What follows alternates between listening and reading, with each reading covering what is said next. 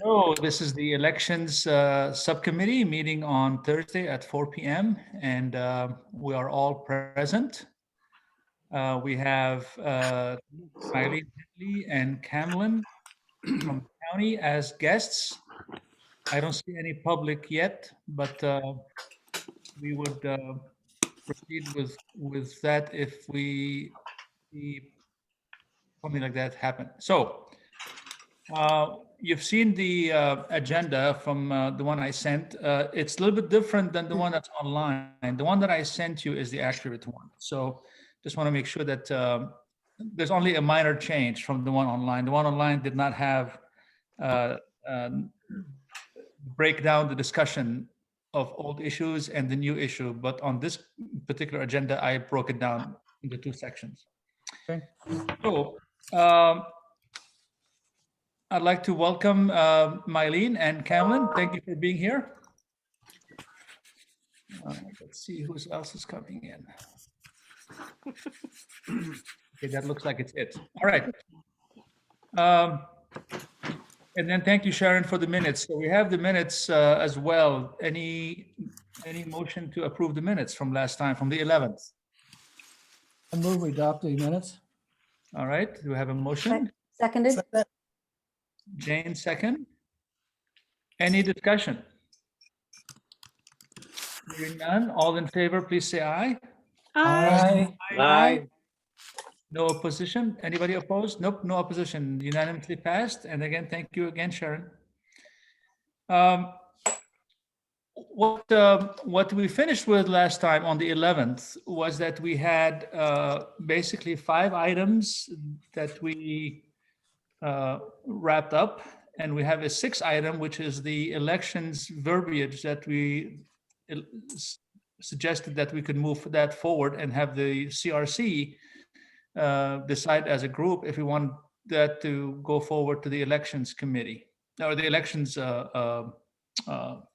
department as a recommendation. So are we still on that? I mean, any different things that you that you can remember that we said differently, or are we on track with that? Looks like Tony? yes, David. Tony? Yeah, I was not at that meeting, so I couldn't remember something when I wasn't there. I don't see the 5 listed in the minutes. Could you just quickly state what those 5 are? Okay, I've sent them a few times, David, and I answered you that I couldn't find them. I'm sorry. But they're not in the minutes. They should be in the minutes.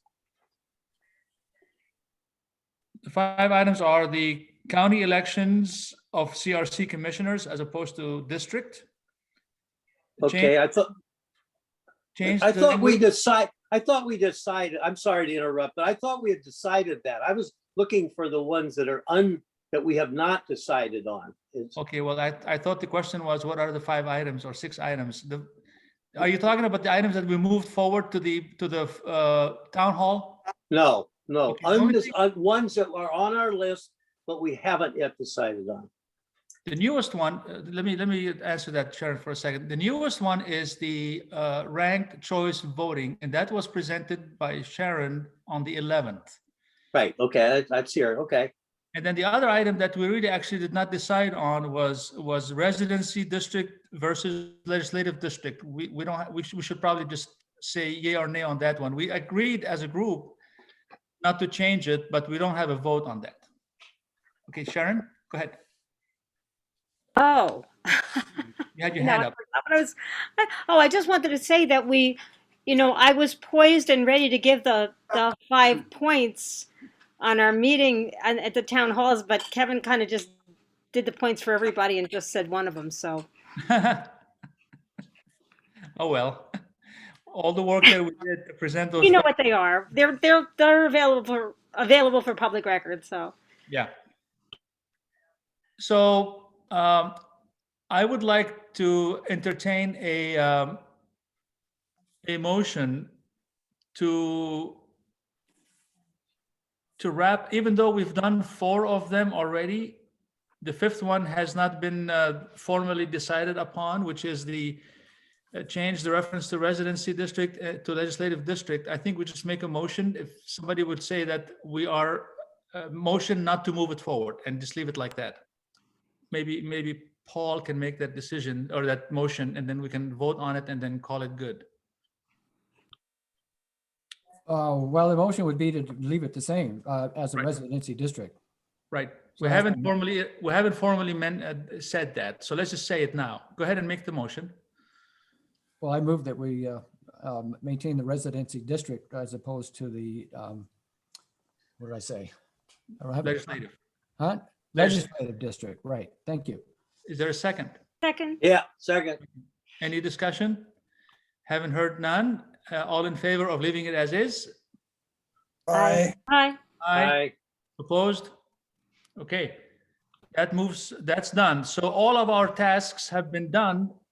And now we're moving to a new task, which is the ranked choice voting. So this was presented to us on the 11th by Sharon, our colleague, and we've seen a lot of documentation on that. And that's one reason we have Mylene Henley and Camlin online to help us navigate through how that will translate to the county if in fact that becomes the rule of the county. But first, I'd like to ask Sharon to give us a little background and what prompted all of that. Just refresh our memories from the 11th. It's been 2 weeks, so refresh our memories of what prompted all that and where are we? Go ahead. What prompted all of this is I had this aha moment that I had never said anything about it, and I went, I should be saying something about this. Had been in the state legislature, and it's not coming forward this year, but it did get quite a lot of support. I could talk more about that. But anyway, I started supporting ranked choice voting, which at that time we were calling instant runoff voting back in 2004.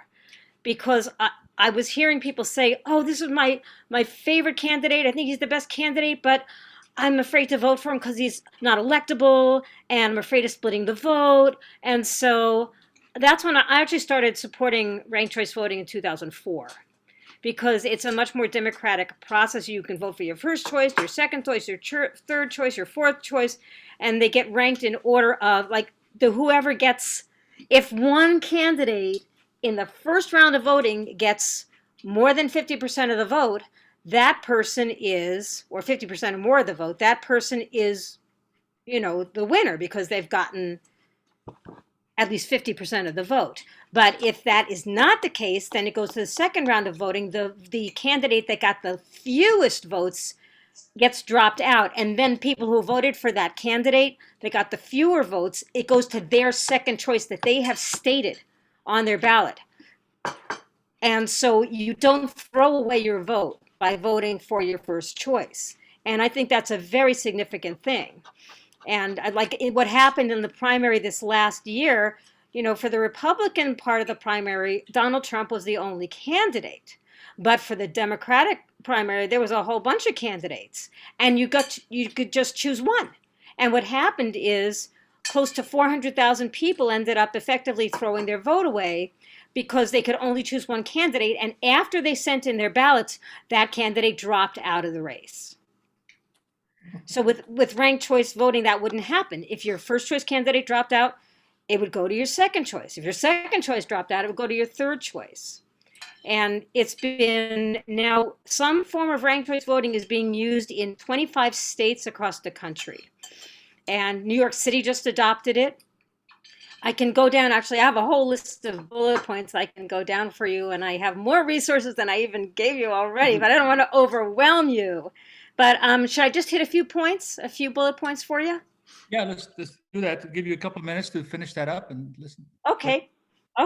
So I told you about my history of supporting it going back to 2004, because nobody wants to, there's this fear of splitting the vote, being a spoiler, a candidate being a spoiler, and effectively taking the election away from another candidate, which not that anybody's entitled, but at the same time, you can see where one candidate could be a spoiler. For example, in 1992, when it was George H.W. Bush and Ross Perot and Bill Clinton, if Ross Perot had not come in, it's very likely that George H.W. Bush would have won, but because votes were peeled off, now, not saying that there's anything wrong with that, but it's just an example of, if you had your first choice and your second choice, if you voted, say you voted for Bush first and, he didn't get the most votes, then your vote would go to Perot. Or if you voted for Perot first and then you wanted your second choice to be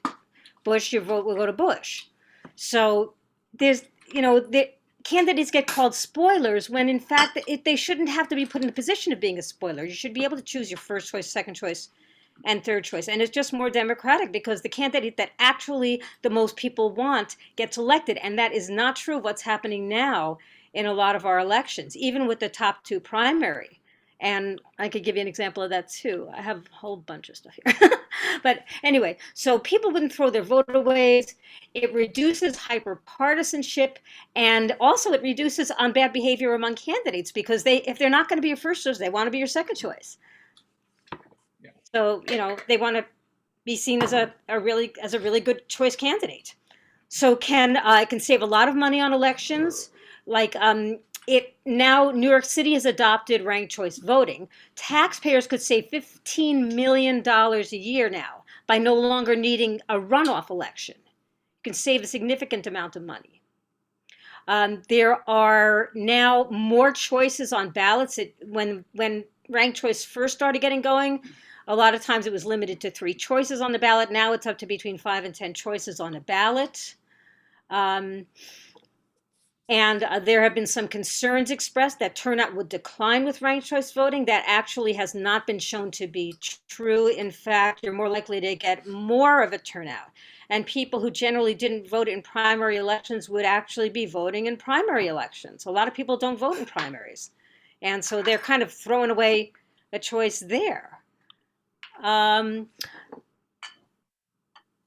could talk to you about what happened in Pierce County because Pierce County, Washington, several years back, decided to try using ranked choice voting.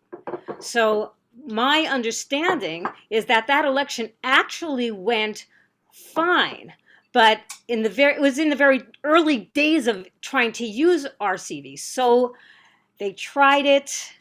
Then they opted for the top 2. One big problem was that it ended up costing them a lot of money. In Pierce County, it ended up costing them $1.6 million. However, that can be avoided. And the state of Maine has now implemented our ranked choice voting for statewide elections for just over $100,000. This just happened in 2018. And some cities that have adopted it, in Michigan and in Utah, they had no net cost increase at all because they were just simple software updates that were available to them, and they actually saved some money on the front end. So there's just a lot of more places that are using it now. There's a lot more known about how it can function, and just a lot more testimony for how well it actually works. Thank you. That's good for now. Let's just go to questions, or if people have, I see David first, and then I see Paul. David? Yeah, without commenting on my belief or my opinion of the benefits, the pros and cons, I just want to point out that we cannot do that in our county right now. Nobody can do it anywhere in the state. And Mylene, correct me if I'm wrong, but as I understanding is it's not legal under the state constitution. There is a bill, Bill 1158 or whatever it is, that is in process in Olympia, but as I think Sharon said, it's unlikely to go anywhere this year.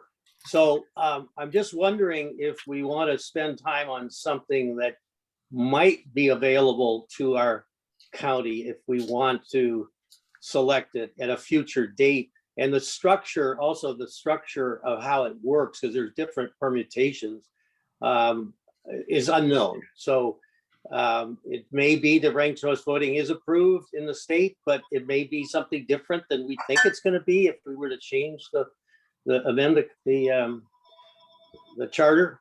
So I just think we should keep that in mind. I'm not sure how I feel on that in terms of waiting to see what happens and maybe voting it in 10 years. Not that any of us will be on the committee in 10 years. So anyway, that's just my comment. Thank you. Can I speak to that? Hold on a second, Sharon. Did you have a question to Mylene or you, David? Well, I just wanted Mylene to chime in if I said anything incorrect about the legality. That's my only. It's currently not legal in the state of Washington. The ranked choice voting bill that you referred to has died. Oh, okay. There was a bill this year, and I could talk more about that when it's time for me to talk. Yeah, thank you. Let's go back to Sharon for a minute because we have Paul also waiting. So go ahead, Sharon. Yeah. Well, the bill did not get brought up for a vote this year. Hopefully it will next year. But the thing is that there is a loophole in the law. There are 3 counties in this state, Whatcom, King, and San Juan counties, that have nonpartisan elections. And because of that, because of this loophole in the law, we actually could pass ranked choice voting in San Juan County this year. Thank you, Sharon. Paul? Yeah, Tony, do we have some of the correspondence that's been given to us in regards to this voting method? Do You have the information that Sharon sent, and you have the information that I forwarded because Tom couldn't figure out how to attach a document. So I think that's all the information that we have currently. I think we might have a little more. Sharon sent multiple links, I think. Do we? I haven't been able to see all of them thoroughly, but I've breezed through them. So that's all we have, Paul. Go ahead. So to go back to the Pierce County situation, we have some correspondence from Sharon Hannick, who was chair of the CRC in Pierce County, and it was added to their charter in 2006. However, they had 2 years, 2008 and 2009, when they actually activated it. They had a lot of confusion between the voters, and in 2009, they voted it out. So Pierce County had a negative experience with ranked choice voting, and it should be noted that it didn't work for them. I don't know if it would work for us either. Sharon? As I mentioned, that was in the early days of any place in the United States trying to institute ranked choice voting. A lot of places around the country now in 25 states have brought in and implemented ranked choice voting. It has proved to work well. There are multiple examples of successful training, just making sure people understand how it works, because it's a really simple thing, but it can be intimidating when you first look at it, and there can certainly be distrust around anything that's new, and that's a change. So how you approach it is really, really important. Right. Thank you. I'm going to ask Tom to speak in a second, and then David after that. But let's just make sure that everybody gets a chance to speak, because I would like to hear what Mylene has to say about how will it work in our community, in our state, in our county. So Tom, go ahead. Yeah, I'm looking at that paper that I sent you and you forwarded it, and certainly not going to read all 12 pages, but I just wanted to read an example, in my opinion, that it goes against my American nature. Recently in Maine in 2018, the first ever general election for federal office in our nation's history was decided by ranked choice voting in the 2nd Congressional District. Jared Golden was declared the eventual winner, even though incumbent Bruce Poliquin received more votes than Golden in the first round. There were 2 additional candidates in the race, Tiffany Bond and William Hoare. However, the Maine Secretary of State, Matt Dunlop, exhausted or threw out a total of 14,000 plus ballots of voters who had not ranked all of the candidates. So it just goes against my grain that the person that didn't receive the most number of votes in the first round doesn't win. Well, how many votes did they get? What percentage of the votes did they get in the first round? Oh, it doesn't have that data. Okay, so maybe they got 30%. Maybe that was the most, depending on how many candidates. Maybe they got 48%, but they didn't get 50%. So there's another round, and then the people who didn't get, whose first choice got dropped out, who got the lowest number of votes, they got to, their second choice candidate kicked in. Thank you, Sharon. David. I want to point out a way I look at it that maybe will help Tom understand, because this person, the person who came in first in the first round did not get 50%. And I know you believe that whoever gets elected should get more than 50%, at least I do. The way I look at these, the way it's processed, the ranked choice, you have an initial count, which will be the final count if one of the candidate gets over 50%. Okay, that's end of story. It's all over. General primary altogether, it's over with. If it goes on because the top candidate does not get 50%, then to me, in effect, what you've done is in the first round, you've had a primary of counting. You don't only have one election, but in the first round of counting, you in effect then have a primary. And you have a system of eliminating people who go on to the next round, the second primary or the general, whatever the outcome is. And that is determined by the reallocation of voters. It's the votes. It's like people have a chance to vote again based upon their second, third, and fourth choices. So to me, it's like a primary and then a follow-up to it, and then perhaps another follow-up to it. So I look at it as a primary and then another primary, and then it ends with the final outcome. I'd like to ask also Mylene how this would work if it, I understood it to not be legal in our county, but now I hear it is, and there are loopholes that Sharon referred to. Mylene, could you clarify, could we do this in our county or not? Tony, do you want me to go ahead now? Yeah, go ahead. Please answer that part. Not your presentation. This is just your part. This part. I don't have a presentation. I thought I was answering questions, but I can answer your question, I think, David. That'll be a good one. Currently not legal, but I don't think there's any reason there could not be a charter amendment making it legal, but not for all elections. Only local elections. That's correct. All right. Thank you, Marlene. My question, or not my question, I have two comments to make, and I Jane, if you have something to say, please just chime in. I'm just gonna say something because everybody has talked already, or most everybody has talked already.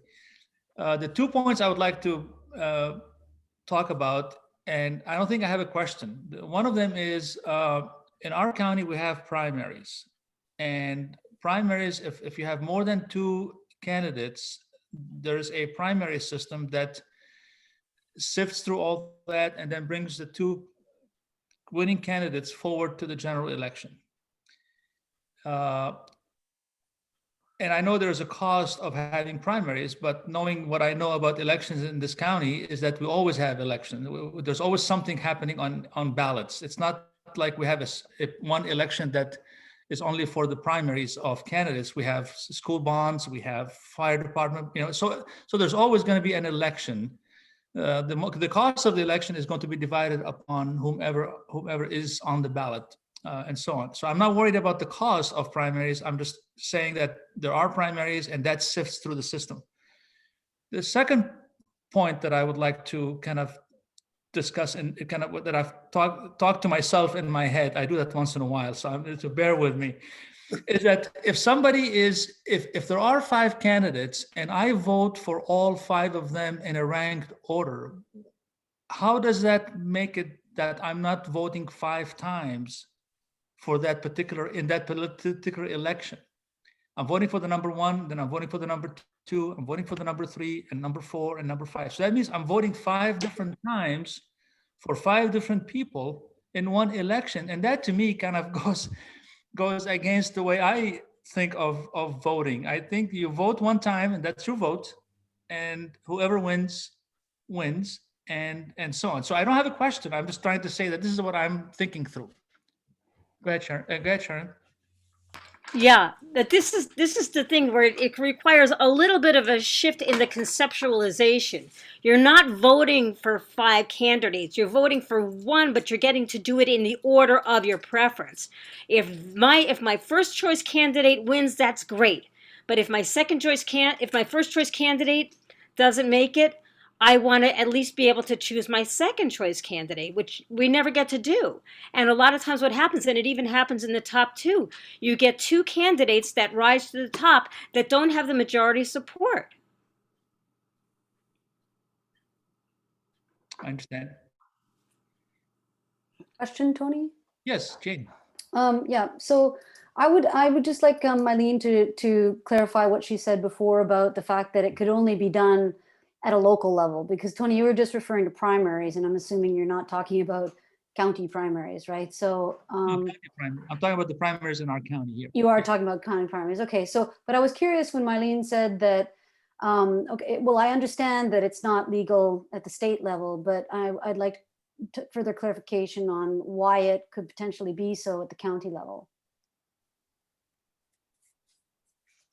There is a lot of lack of clarity, first of all, about ranked choice voting. One of the things that David mentioned is that there's a lot of different ways to do it. It can be structured differently. It can have different rules. If the Maine Secretary of State was throwing out 14,000 ballots because they didn't vote the full slate, they clearly have a rule that you have to vote the full slate. That rule does not exist everywhere.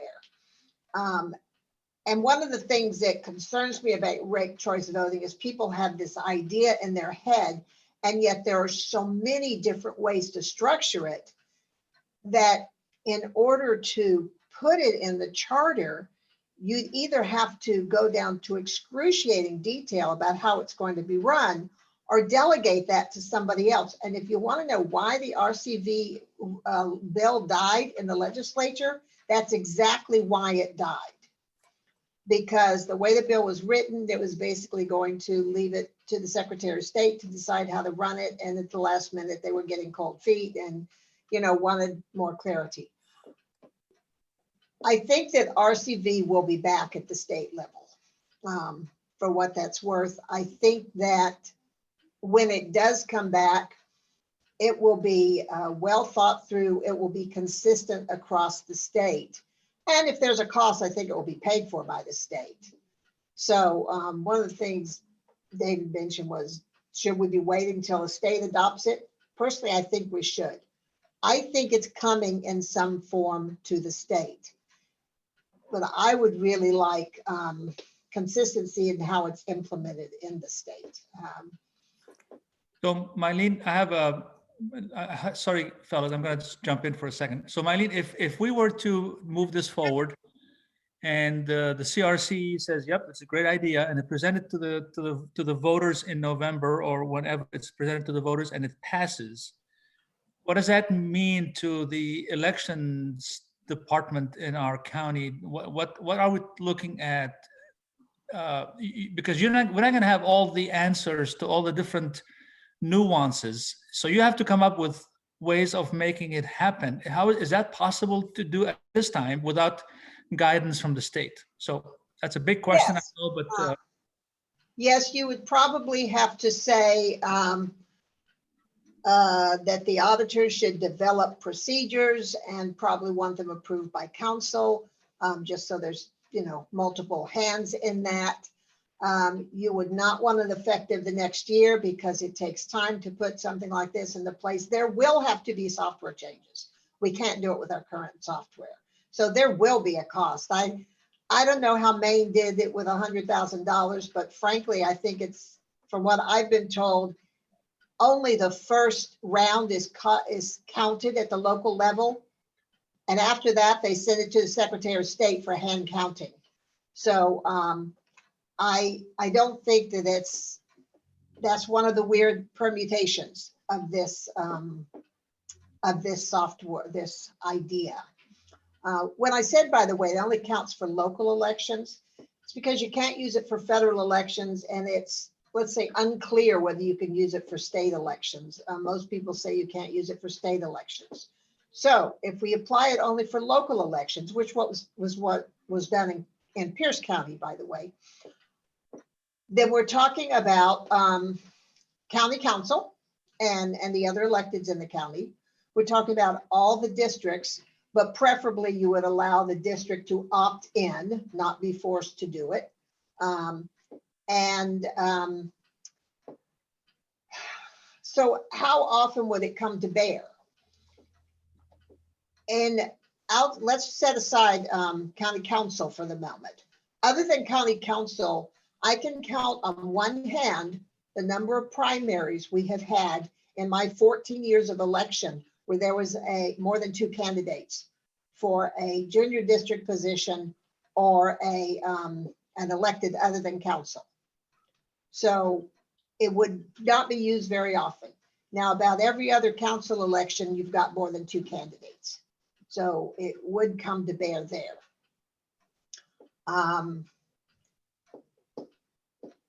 In my opinion, it would not be used much in this county for those reasons, you know, historic reasons we can point to. Yeah, Jane, do you want to ask a question? Yeah, thanks, Mylene. I just a point of clarification, because I had understood from some of the material that Sharon had passed on to us that indeed, if it wasn't Maine, maybe another state that used it in all elections. I could be wrong, but I thought that there was at least one state that was using ranked choice voting for all of the elections in that state. I don't know, Sharon, do you have that recollection as well? Yeah, Maine is going to be doing that. Yes. Okay. Anyway, okay, well, there's, like I said, there's a lot of lack of clarity, but most people believe that you can't use it for federal elections, that you have to follow federal law. okay. You certainly can't use it for presidential, just like you can't use our own top 2 for the presidential election. Thank you. I see Paul, and then Sharon, and then David. Just to be clear, there are no constitutional prohibition from doing this? No constitutional problems? Constitutional US or constitutional I'm state? sorry, state.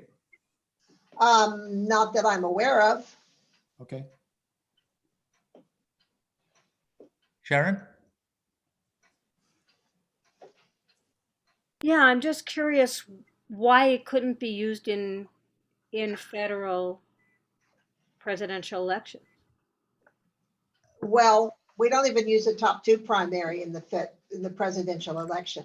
That has its own system with the party nominations, and that's just, and each state has their own primary or caucuses, the way, you know, and that is its own system. Electoral college, remember? Mm-hmm. You, David? I'm still confused about what is legal and not legal. I was told that this bill died, and the bill was intended to open up ranked choice in our state, and it died, so it didn't open it up. But yet we're talking about, Mylene, you say we can do it. So I'm really confused. Can we do it? I mean, to me, it's been a given. It could only be a lot done for a local elections. You can't have it around the country and around the state a patchwork of different methods. I don't think the feds and the state would ever allow such a thing for good reason. But what is it? So it's local. You're saying that the loophole then is it can be done by local counties or local cities? Is that the loophole we're talking about? The way the state bill was written was it would allow individual jurisdictions to opt in or out. And then the county would have to do what they ask. So if the Orcas School District says, we want to use ranked choice voting in our elections, then we would make that available to them. The county itself, if it wanted to use it, would opt in the same way. When Pierce County did it, it applied only to local elections. So that's why I say it's not currently legal, because I'm not aware of any counties that have passed laws like that. There are more than 3 nonpartisan counties, by the way. I think that I think that most of the charter counties are nonpartisan, and there are 7 of those. Is that making sense, Dave? You're shaking your head. Well, I still don't get what the bill did not pass. So let's forget about the bill. That's correct. What is the status today? Because the bill was motivated to make it possible to do it. So that implies that you can't do it, but yet you say we can do it. So I'm really confused. No, I said that I believe that we could pass a charter amendment that would allow us to do it in local elections. just okay. like Pierce County did 15 years ago. Yes, And okay. then 3 years later, their voters threw it out. But we couldn't implement it. Let It me would be pipe in illegal. for a second. David, we are a charter county, so we can actually change things in our charter as we see fit, other than, obviously we can't go against state constitution and federal constitution, but we can change things in our county. So I think that's what Mylene is saying, is that if we decide as a charter to move it forward and the electorate approves it, then it becomes our county method of electing. Is that correct? Is that correct, Mylene? Yes, for local elections. Okay, thank you. Did I see Tom? Sometimes even in our current system of voting, the parties probably are to blame in trying some tricks, or groups of people try tricks to get their candidate on the ballot or elected. So let me just give you an interesting example. If enough Ross Perot voters had listed George H.W. Bush as their second choice over Bill Clinton in 1992, Bush might have won that presidential election instead of Clinton. Since Perot came in third in the race, his votes with Bush as a second choice would have counted for Bush in the second round of vote tabulation. So if you could convince enough other voters to do that, you could potentially eliminate a viable candidate from the next rounds of ballot tabulations. Yeah, there's always talk about that kind of thing. There's no limit to the ingenuity of groups of people in this regard. Sharon? Thank you, Tom. This is, over the years, I have tried to boil down to what is the most overarching challenge that we face as humans, as Americans and as humans. And the latest thing that I came to, which was already quite a number of years ago, is our biggest challenge is people's ability to lie and people's inability to know when we're being lied to. There's been a lot of shenanigans with elections, and I'm not saying voter fraud, I'm saying election fraud. And we have to, to me, there's nothing more important in this country than one person, one vote. If we don't have that, we don't have anything, and the whole thing's just a joke. So we have to, we have to do what we can to make sure that elections are accountable. And accountability is another issue. And I know that's an important issue to you, Tom. It's a very important issue to me, too. If we don't have election accountability, we have nothing. And I'm saying anything can be screwed with. That's why we need election accountability. Thank We all you. agree on that. Thank you. I'm just I'm loving hearing all of this. I'm just trying to figure out in my head again, which is the third item, is that how is that going to affect our county? And are we having those issues in our county where we are faced with a dilemma? How do we get our votes in and out and so on? Because a lot of the examples that I've been hearing have been states and federal, which is great, but I think like Mylene said, she can count on a hand the number of times we've had more than two candidates for a position. I can guarantee you, in my 14 years on the school board, we never had more than two candidates on the school board. So anyway, that's my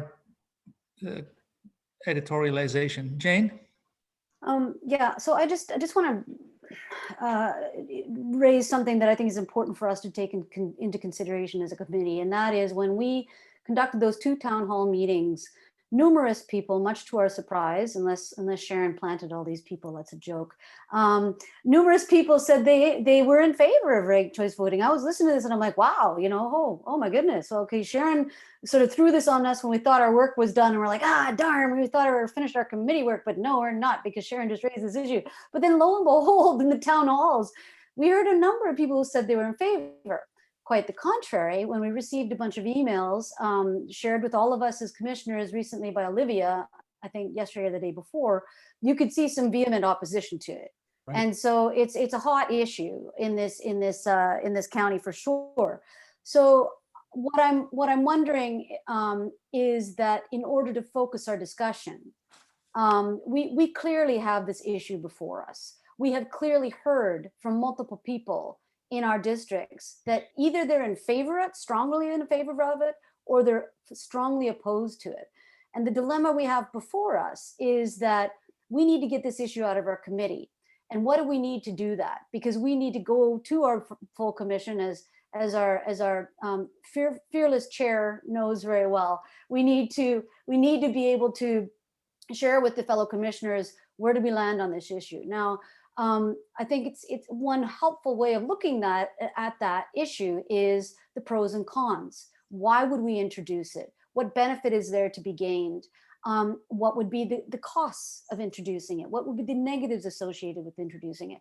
And Mylene, I'm just curious because Camelin hasn't spoken yet.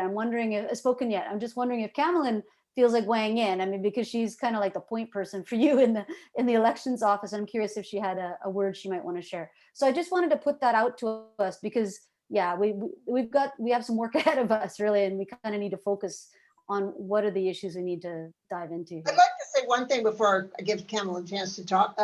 In response to your saying this is a hot topic in this county, this is a hot topic in the country. And it is a topic which bears discussion and which bears examination.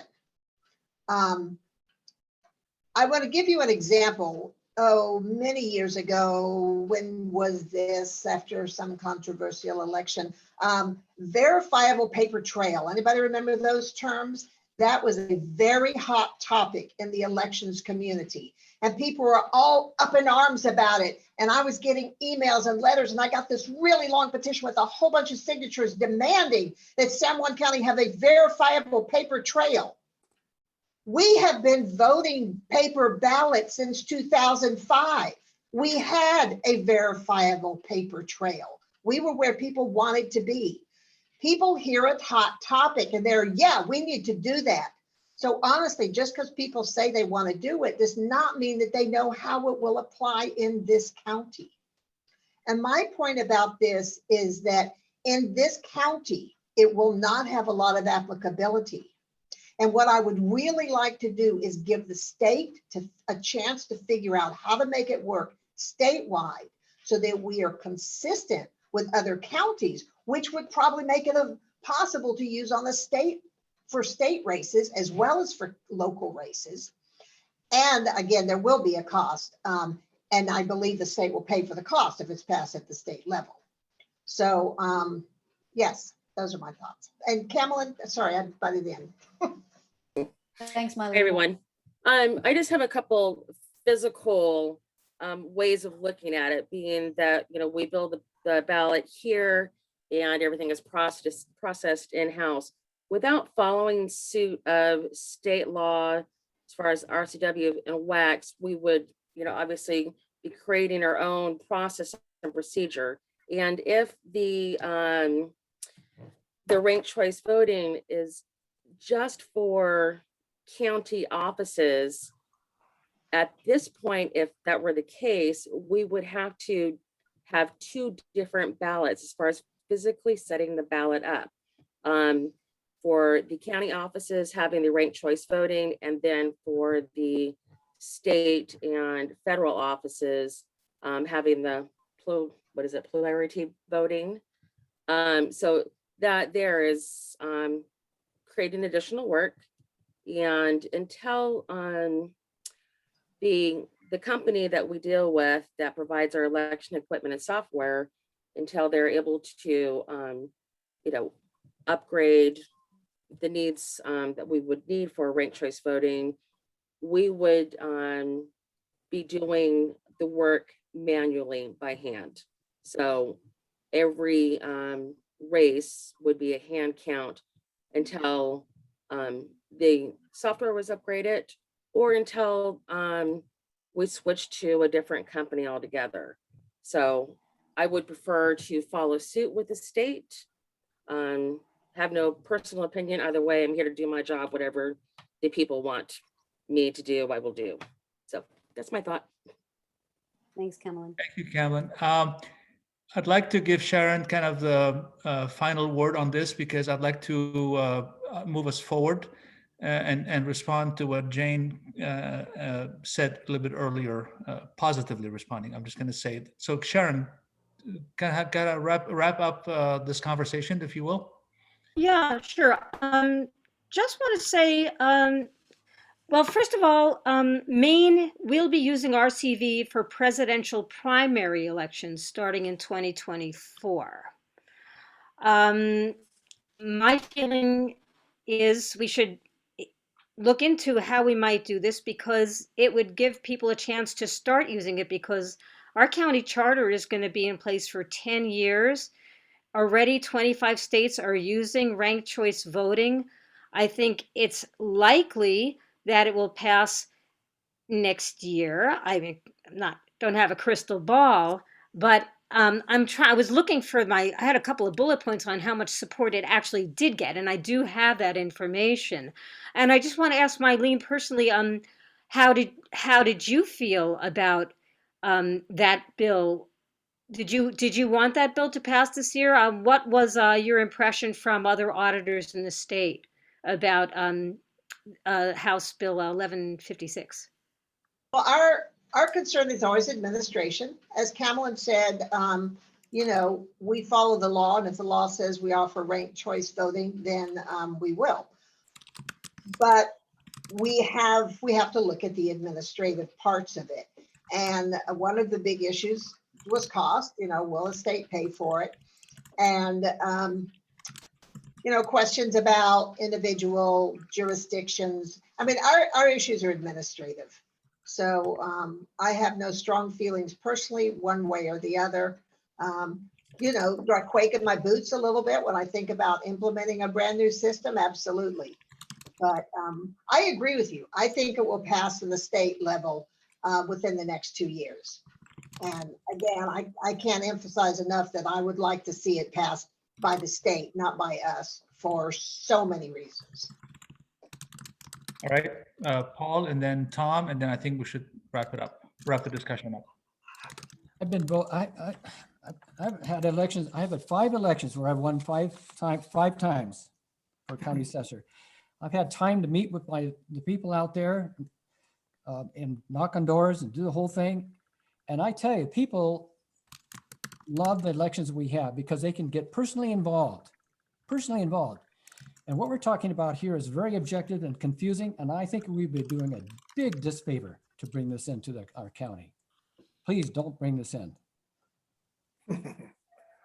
Tom? Well, Pierce County's been mentioned, and I got an email from somebody that says that they tried it for 2 successive years or elections and then discarded it, but they didn't really give the reasons why. And I thought maybe Mylene or somebody could give us a couple reasons that they rejected it. I did. Well, you know, and you get different opinions from different people. One of the reasons given is that it was confusing.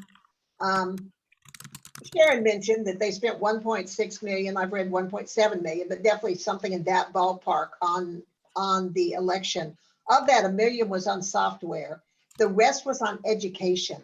They tried really, really hard to get people to understand how this would work. Another reason often given is that a perennial candidate who had no skills and was an actual disaster in the office was elected in the first election under ranked choice voting. Some people say it was because of ranked choice voting. Some people say it wasn't. Right. But unfortunately, his election was blamed on ranked choice voting. Right. It was blamed on ranked choice voting. So I don't know.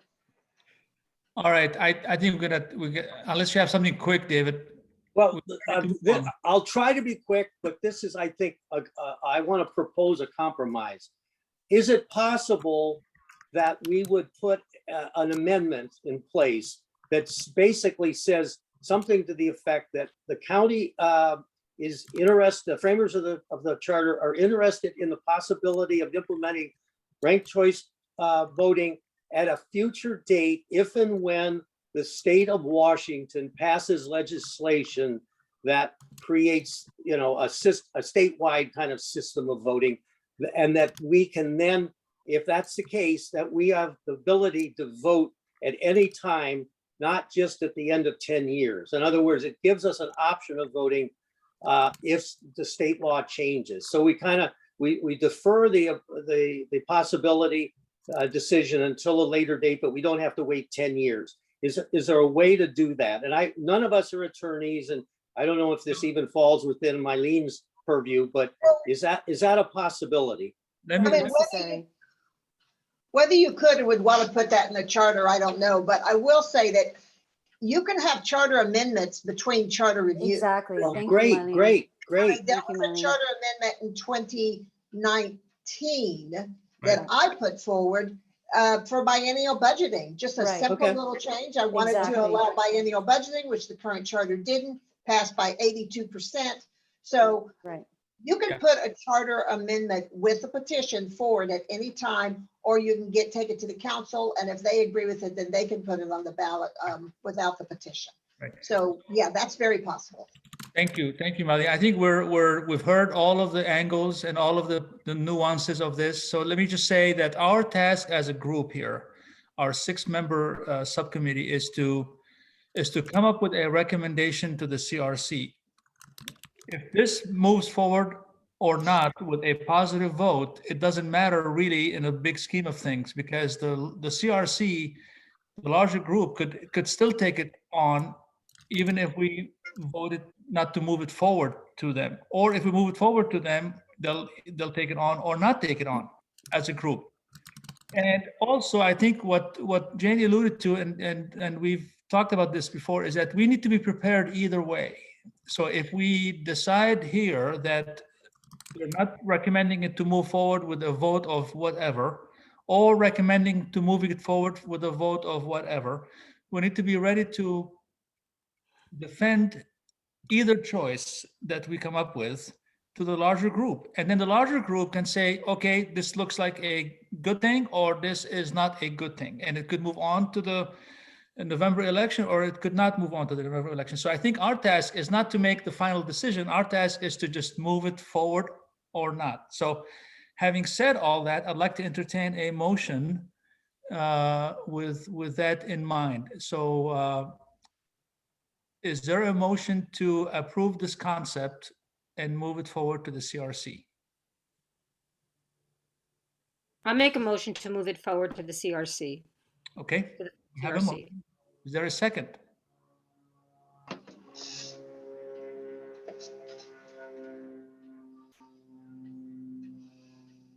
Is there a second?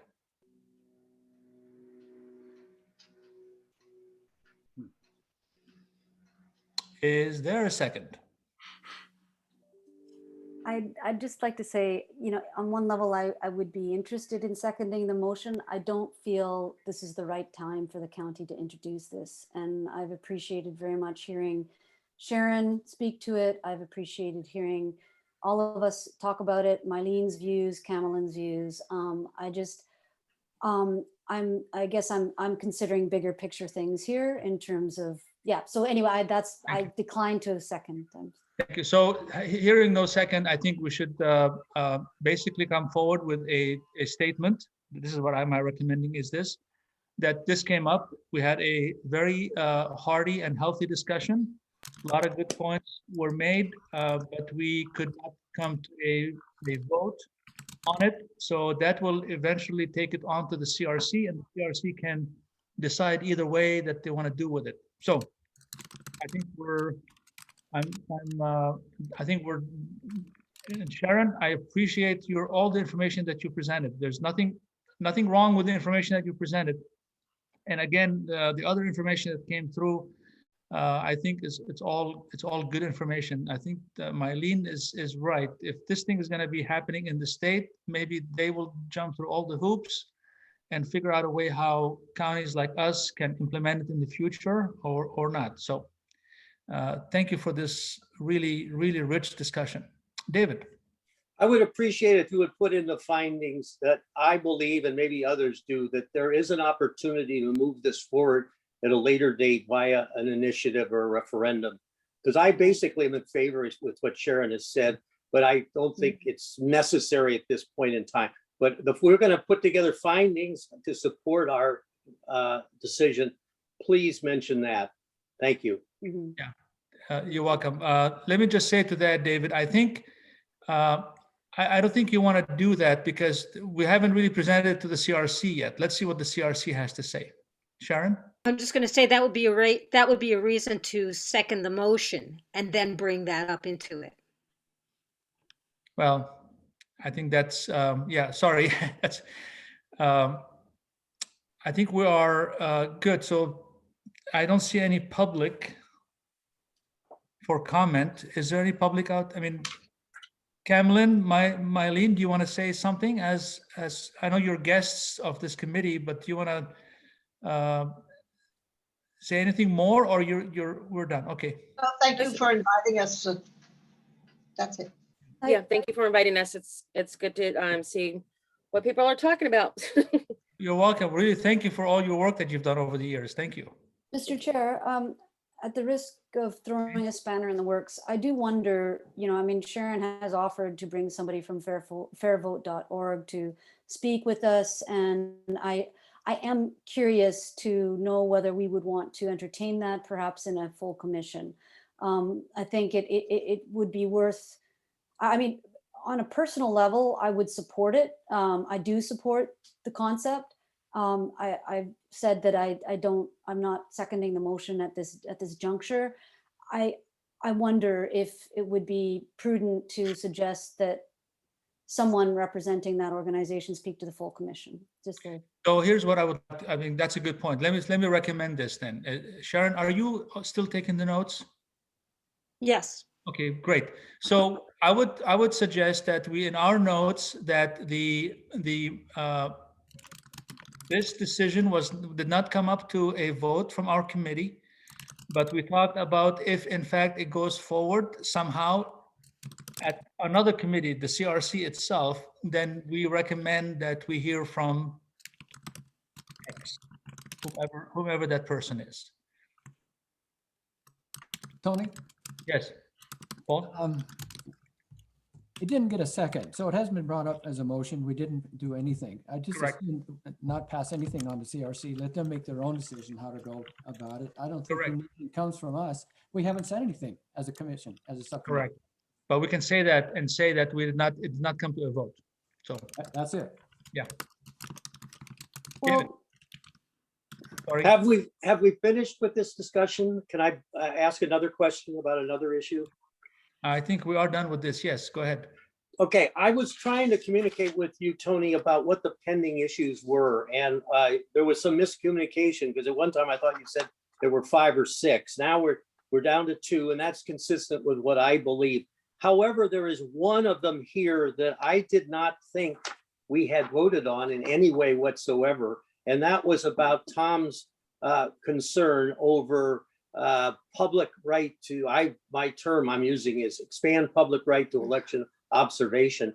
I have not seen anything in the minutes. I've only missed one meeting last week whereby there is something in terms of wording that Tom has come up with for us to discuss and vote on. So I'm wondering, have I missed something, or what has been decided about this particular issue? You and I have had many emails, David, and I have to tell you that all this information that I came up with for you to give sent to you came out of all of the notes that we received from Sharon, all the notes that we have seen already. So I would suggest you look into some of the minutes or the notes, and there's discussion in the notes that Tom provided us with a verbiage for the election observation, and we agreed as a group to move it forward to the commission, to the CRC, to suggest that they forward it to the elections department. Okay. Could the verbiage is not in any of the minutes. I've looked. So could you please share that verbiage with me? Yeah, the verbiage it's not in the minutes, but the verbiage is already sent to us by Tom a while ago, I think after the 25th meeting, after the February, a month ago. So it should be in our folder, right? It should be in our Teams folder. Yep, everything's there. Okay. So as far as today is concerned, it looks to me like we are done with our subcommittee. We've gone over the 4 or 5 items that we talked about in the past. We have minutes or not minutes, we have notes and that we've talked about them. So what we can do, and we also today we discussed the ranked choice voting. So I think we are done, unless somebody thinks that we have something else that we did not talk about, and I really don't want to go there because I have two busy committees that are gonna keep me busy for a while. So I'd like to see if we can wrap this up completely tonight. Sounds good. Jane. I just wanted to ask Tony, just to be clear, will you be drafting what our statement will be about the deliberations we had on this subject, and and then is that what you're going to be putting together in text for the commission? No, what I think I'm not sure what the process is going to be like to report to the commission when a subcommittee is done. I haven't really heard how that process is going to work out. Yeah, go ahead. My Sorry. suggestion is going to be, we take the 5 items that we talked about in the past. We already said that we are not moving those forward, and we did discuss them. We have the 6th item, which is Tom's documentation for the elections department. Mm-hmm. We have the RC, the ranked choice voting discussion that we did tonight. Obviously, we didn't make a decision. So, did we lose David? No, I'm here. We didn't make a decision. So, really, there isn't much that let me just say, I'm not instructed on how to move it forward to the CRC. When the time comes, I'll work with Sharon, if you're available, Sharon, to come up with a concise words that we can move to the CRC. Sure. Okay. Yeah. Thanks, Tony. Okay. Yeah. I just, it'll be reflected in the minutes of this meeting. I think, though, that I think it's important that, what we have discussed here today is, that we're transparent in the fact that we kind of looked at the pros and cons and got some, additional information, et cetera. And I am in support of the concept. I just, and we're not all in support of the concept. And that's important, that we had differing views, and that was the basis on which we had a good discussion about it. So, and to Paul's point, he's like, we didn't pass a motion, so shouldn't be mentioning that someone from fairvote.org could talk to our commission if they wish, but I mean, I'm just going to raise that verbally anyway. So I just think that it's important we reflect that there are differing views on this subject matter, and that we had some meaningful discussion about it, because so when we reach that stage in terms of being informed as to how, we go back to the commission with our conclusions, and let's see what that looks like. Again, like Sharon said, when she presented when she was ready to present the 5 items to the town hall, the commissioner said, nope, don't talk.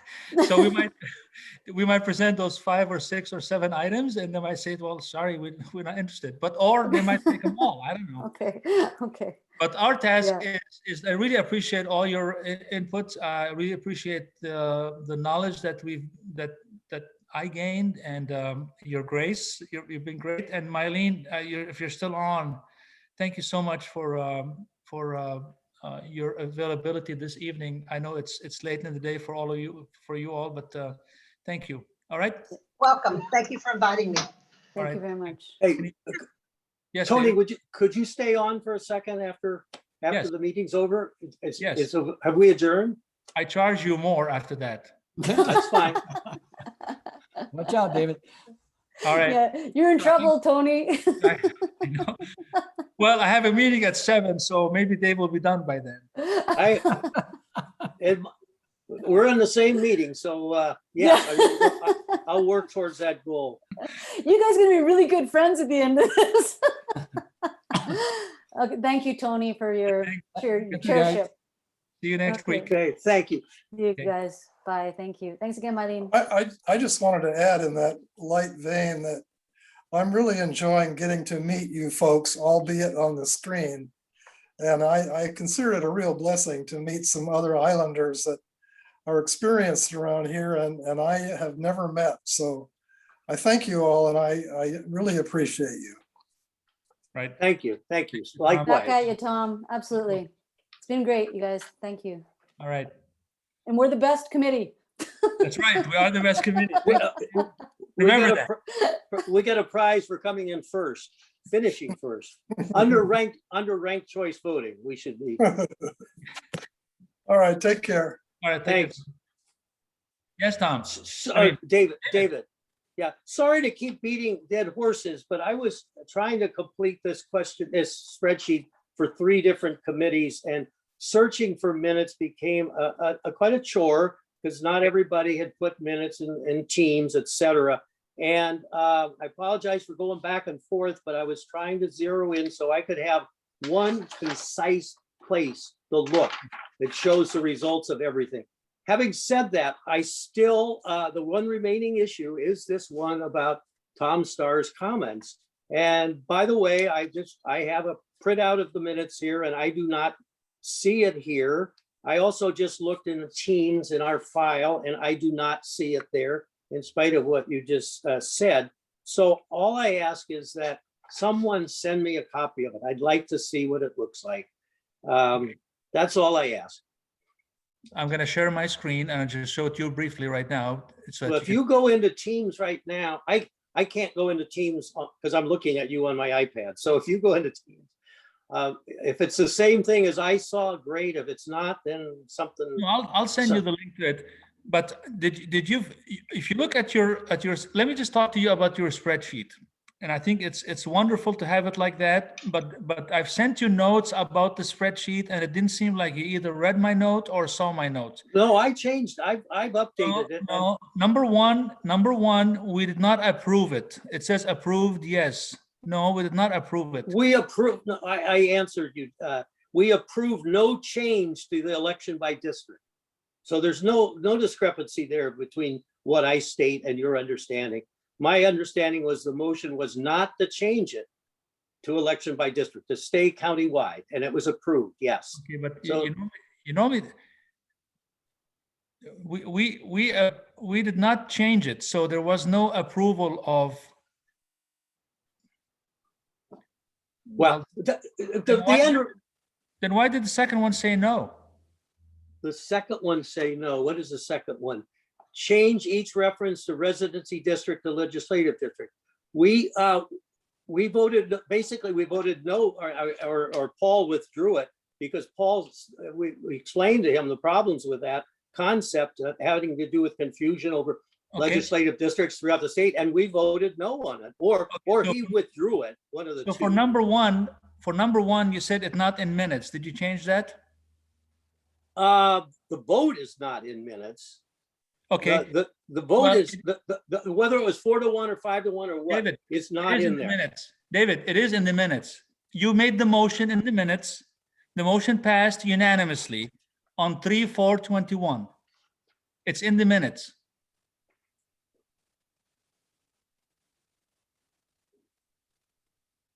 Now I'm looking at the minutes and I don't see it. But Okay. let's not go into that little detail. The fact of the matter is we have addressed these. But that's the issues, okay? frustrating part to me about this whole interchange of email between you and I. It seems like you're not looking at all of the minutes or notes, and then you send me information that I have to look up for you, and I send it to you. It's in Here the it minutes. is. Look at I'll 3/4. look at number, which one are we talking about? The first one or the second one? It's the first one, minutes of 3/4/21. Look at the minutes. Okay, but which item are we talking about? Number one. Number one, okay. It says CRC district versus countywide elections. Jane spoke No. with constituents. Yeah, okay, yeah. Now, I don't see a vote mentioned. There's a motion. There it is. Okay, I stand corrected. There it is. Okay, Motion passed unanimously. yeah, okay. Okay. Stand corrected on that. Number go two. through. Okay, Number two. two. On the Is- on 3/25. Oh, that's us. We did that today. Never mind. We did that today. On number 6, you said not in minutes. the same minutes of 3-4, right below the one that talked about the CRC election, discussion, by doing nothing, we are keeping the minimum age, decision not to add language addressing a minimum age. It says Paul withdrew his, Initial request and yeah. committee consented to it. right. Okay. So that to me looks like an action item that we didn't have to vote for because it was removed Yeah, and we all consented to it. yeah. We did not vote on it. It was withdrawn by Paul. So Right. it really was a non-vote. No, agreed. So the only thing that's left then is the verbiage that Tom presented to us, and I will send you that when I find it. Well, look in Teams and files and see if you see it there. Because if it's there and I missed it, then I can just. No, I haven't put anything in Teams. I'm assuming that when we send stuff to the CRC, they do the stuff. So I will check right now this document from Tom, and I will send it to you. Please send it to me. Okay, so it's not in Teams after all. Okay. I don't know. I was saying I was agreeing because I'm assuming that whenever we send stuff to the commission, they do whatever they need to do with it. Well, Catherine has made it very clear to me that the subcommittee leaders are supposed to be putting things into Teams, and then once it's in Teams, then they put it on the county website. That's kind of the process. So anyway, so I'm glad to see that we're all through every single item, and we could move on to the next committee issues on the other committees. Yeah, hold Is on. it?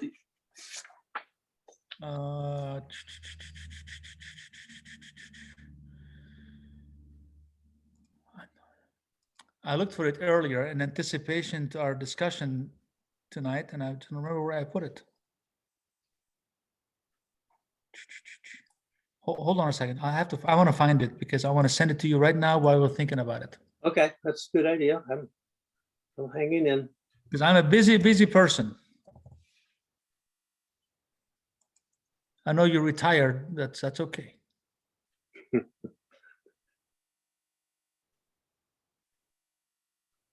Could you think about two things at the same time? Because I have a concern about yesterday's. I have a concern. I almost brought it up to ask Kevin. I should have thought about it when we were running for these offices.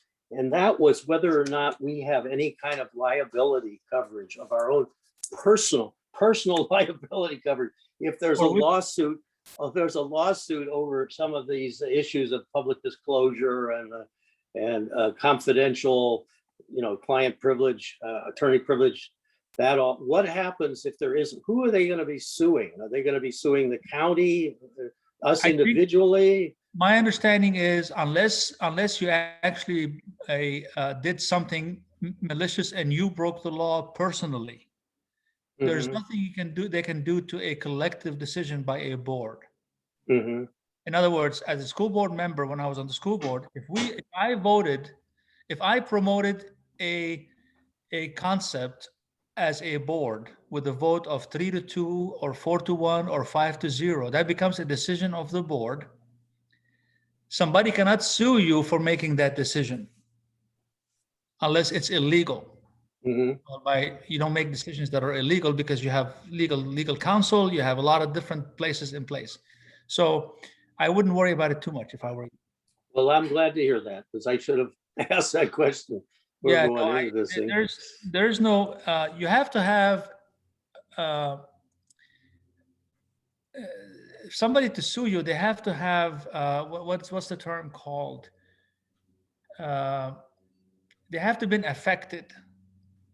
If you. Oh, yeah, I know the term. You have to have standing. You have to have standing. You have to have standing. Standing, right.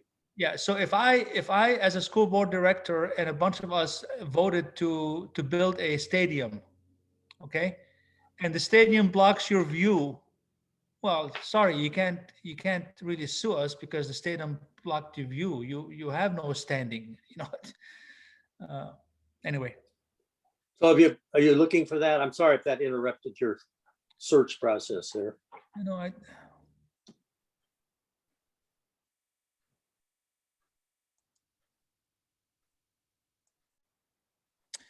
Election verbiage.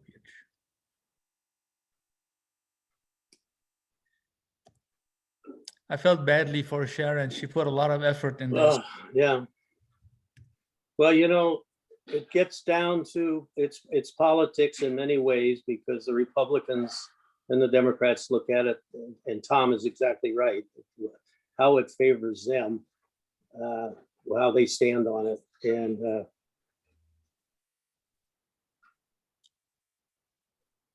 Oh, you but know, I know what happened. I know what happened. Hold on a second. I know why I cannot find it here. I have to look somewhere else.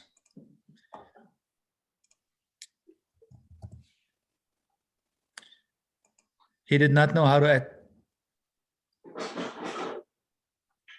Here we go. Okay, stand by. put it in our files when you find it. Put it in Teams if you would.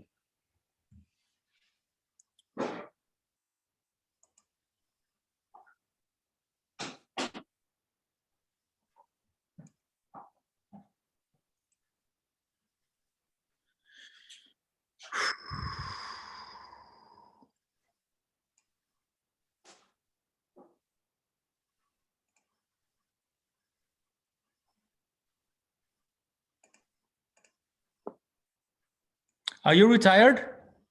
I've been retired 20 years ago. Yes. From where? From the county? No. Oh no, God no.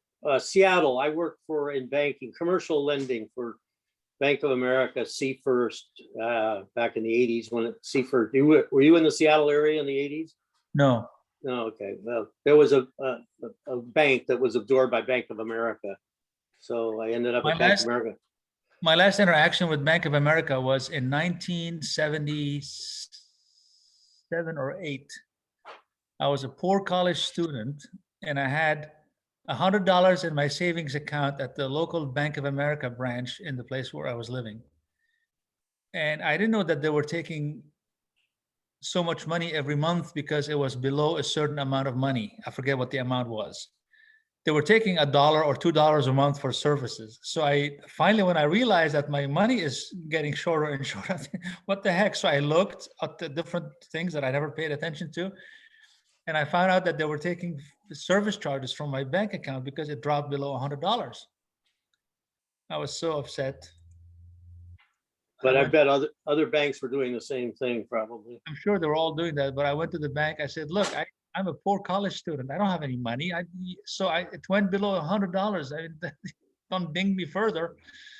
Well, they did. Anyway. In those days, that was a lot of money. Where were you living and what school were you attending? I was going to Fresno State, and Oh, I was living in Clovis, California. wow. Is the Valley your hometown? Is that where you were brought That's up? where I went to school, yeah.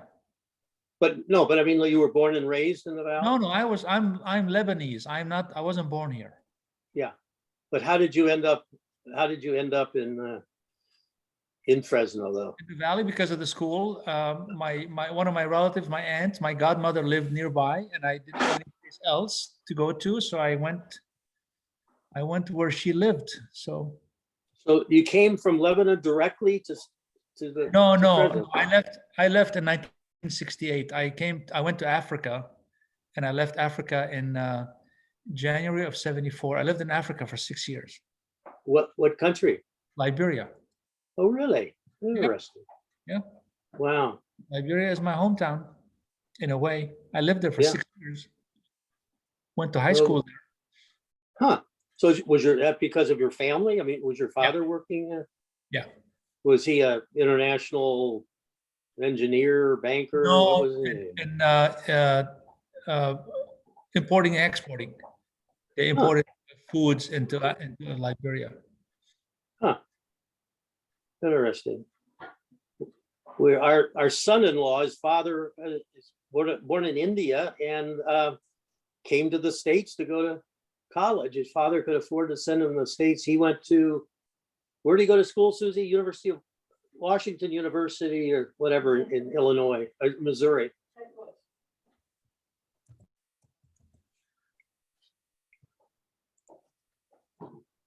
So I'm distracting you. I'm gonna I'm gonna say election verbiage in the titles page in the subject matter. Okay. And So, I'm boy, attending right now. if that was the 4th, I don't remember any of this discussion, and I assume it was approved that we said to Tom that we were gonna send it on to the full committee, but boy, I don't remember that. Or could it have been the 11th, which I missed? Okay, you should have gotten it shortly. Okay, and how did I get it? In I sent it Teams? to Dave R. No, I sent it to your David R. I mean, David D at San Juan Co. Yeah, David D at San Juan. Okay, So you should have it momentarily. do you mind if I look here? No?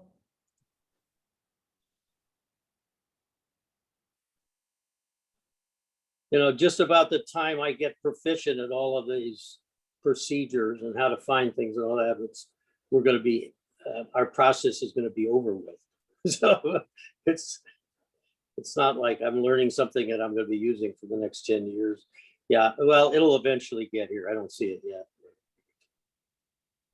Okay, thank you. All right. Okay. All right, You we'll sure? have dinner. We're on at 7, right? Yep. All right, All right. thanks, Tony. Thanks, Bye. David.